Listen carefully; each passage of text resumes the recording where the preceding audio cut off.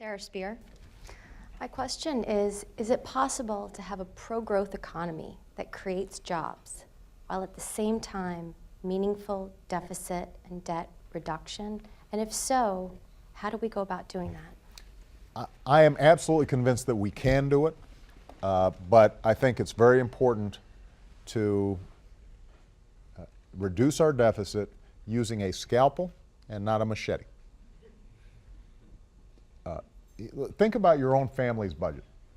Some of the folks in the audience here probably went through some tough times over the last couple of years, and you had to cut back.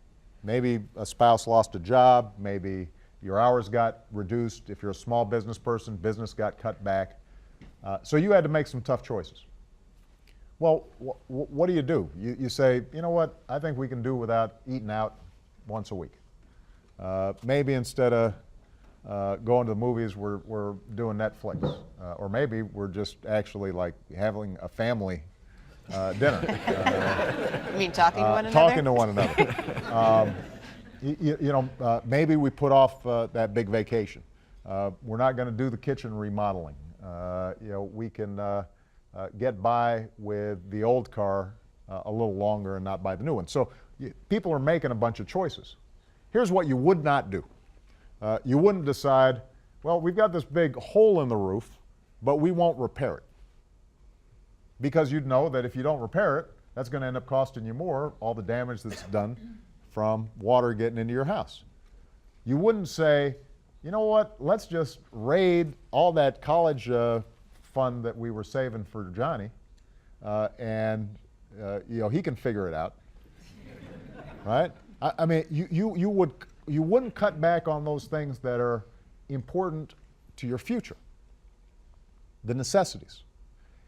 The same is true for the federal budget. We can make cuts on programs we don't need.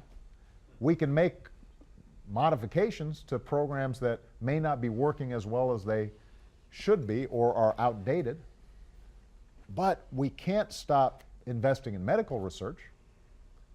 We can't stop investing in our infrastructure so that businesses can get their products to where their customers are.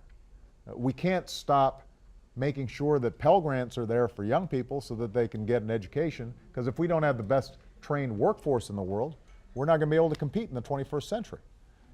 So the key here is a balanced approach that understands we have to invest in the things we need to grow, but those things that aren't helping us grow, we can reduce.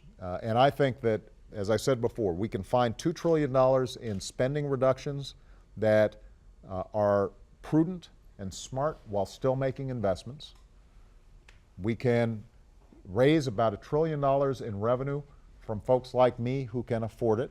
And all it is just going back to the tax rates that existed under Bill Clinton when rich people were doing just fine. That will eliminate $1 trillion in interest payments where we're sending our money to other countries. And then we can get control of entitlement spending primarily by making the healthcare system more efficient.